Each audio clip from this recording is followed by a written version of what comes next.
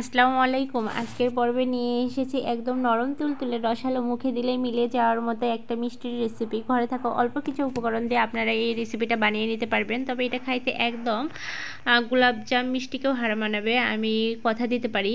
অবশ্যই আপনারা বাসায় এরকম করে বানিয়ে খাওয়ার চেষ্টা করবেন, দেখবেন গোলাপজাম মিষ্টিও এর কাছে ফেল। তো আমি কিন্তু এটাকে আপনাদের ভিডিওর শেষে কেটে দেখাবো এটা কতটা সল্ট হয়েছে, আমি সেইটা আপনাদেরকে কেটে দেখাবো। এক পর্যায়ে দেখুন আমি খাচ্ছি আমার হাতেতে একটা মিষ্টি নিয়ে।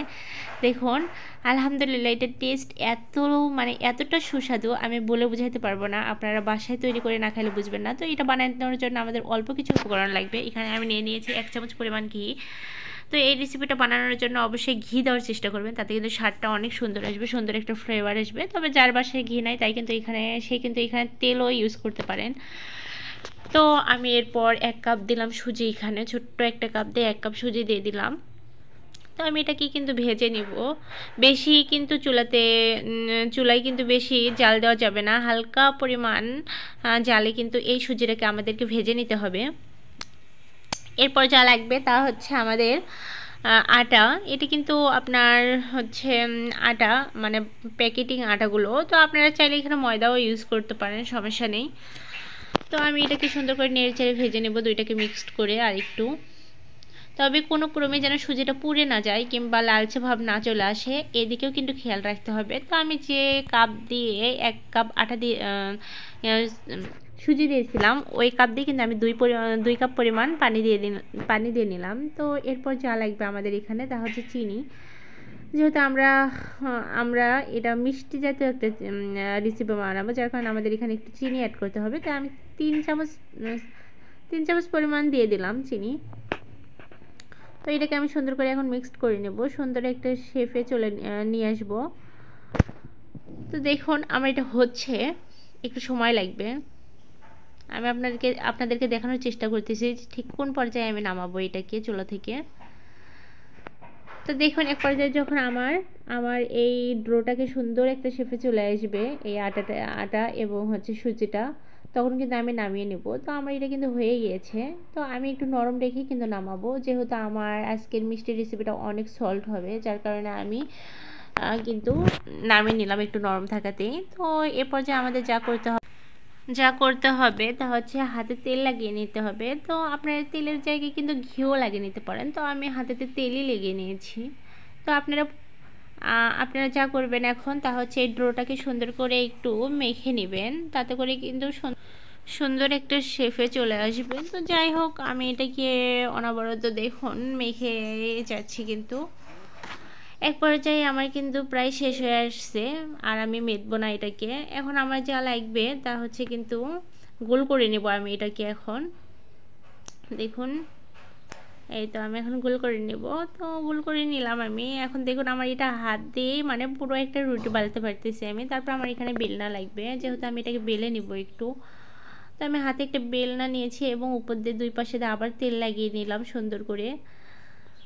তো আমি আবার বলতেছি তেলের জায়গায় কিন্তু আপনারা ঘিও অ্যাড করতে পারেন। তারপরে আমি এখানে বেলনাতেও একটু তেল লাগিয়ে নিলাম। তারপরে এটাকে আমি সুন্দর করে বেলিয়ে নেব। দেখুন পুরোটা পাটা আমি কিন্তু এটাকে বেলিয়ে একদম লম্বালম্বি করে নেব, যেহেতু আমার পাটাটা একটু ছোট, যার কারণে আমি লম্বাভাবেই শেপটা করে নেব। এরপর যা করতে হবে আমার কিন্তু এখানে লাগবে একটা চাকু দিয়ে আমি সুন্দর করে এটাকে কেটে নেব। তো আমি এটাকে কেটে নিচ্ছি, দেখুন কিভাবে আমি সবটাকে ঠিক এভাবেই কাটবো। তো অবশ্যই তোমরা এই রেসিপিটা বাসায় তৈরি করে খাওয়ার চেষ্টা করবে, এই মিষ্টির রেসিপিটা। তো এই মিষ্টির রেসিপিটা যে এতটাই সুস্বাদু, আপনারা একবার খাইলে মন বলবে যে না, আমি মাঝে মাঝে যখন ফ্রি থাকবেন কিংবা মিষ্টি জাতীয় কিছু খাইতে ইচ্ছে করবে, ঝটপট কিন্তু এই রেসিপিটা বানিয়ে নিতে পারবেন। আর এই রেসিপিটা বানাইতে কিন্তু মোটেও সময় লাগে না, খুব অল্প সময়ের মধ্যে এই রেসিপিটা তৈরি হয়ে যায়। আর আমি এটা খুব সহজেই তৈরি করে নিতে পারছি আলহামদুলিল্লাহ, আর আমার খাইতে অনেক মজাও লেগেছে। এরপর দেখুন আমি কাটতেছি কেমনে, কিভাবে কেটে নিচ্ছি আপনারা ওইদিকে একটু লক্ষ্য রাখুন। প্রথমে একটা পড়ে গেল, আচ্ছা সমস্যা নেই। এই দেখুন আমি কীরকমভাবে কাটতেছি, আমি সুন্দরভাবে কিন্তু আমি মিষ্টিটাকে কেটে নিচ্ছি। দেখুন এটা কি ডিজাইন বলে তা আমি জানি না, কিন্তু দেখুন আমি সুন্দর একটা ডিজাইনে কেটে নিচ্ছি মিষ্টিটাকে। তো এভাবেই কিন্তু আমি সবগুলো মিষ্টিকে কেটে নিব।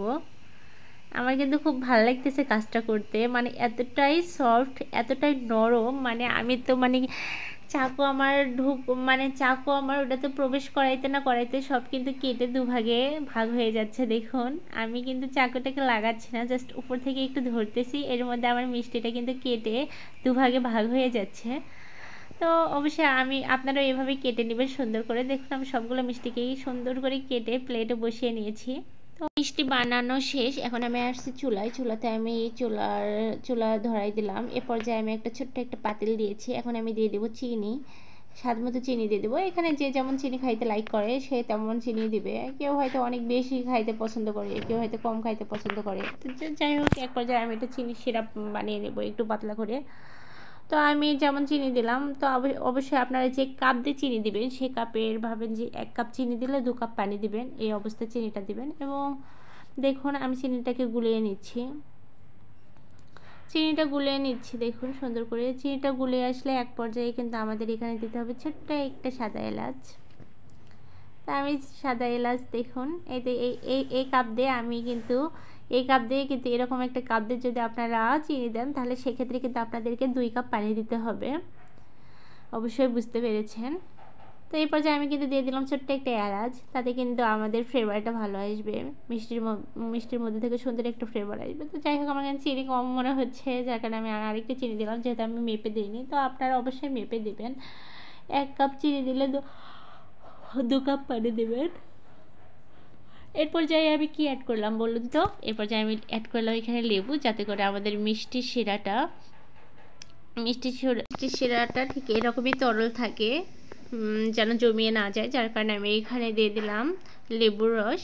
এখন আমি চুলাতে একটা দেখুন তাওয়া বসাই দিয়েছি, তাওয়াটাতে তেল দিয়েছি। তো ওই তেলটা আমার কিন্তু মিষ্টি ভাজানোর তেল ছিল। এর আগে আমি কালোজাম মিষ্টি গোলাপজাম মিষ্টি বানাইছিলাম, তো সেই মিষ্টির তেল আমার। তো যাই হোক ওই তেলেই আমি ভেজে নিব।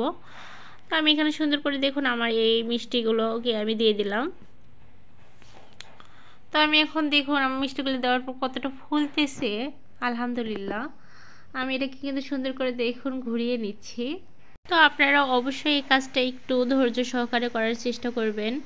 তো আমি এটাকে সুন্দর করে দেখুন ভেজে নিচ্ছি। অবশ্যই চুলার জালটাকে একটু মানে বেশ অধিক মাত্রায় দেওয়া যাবে না, হালকা তাপে রেখে কিন্তু আমাদের মিষ্টিগুলোকে ভেজিয়ে নিতে হবে।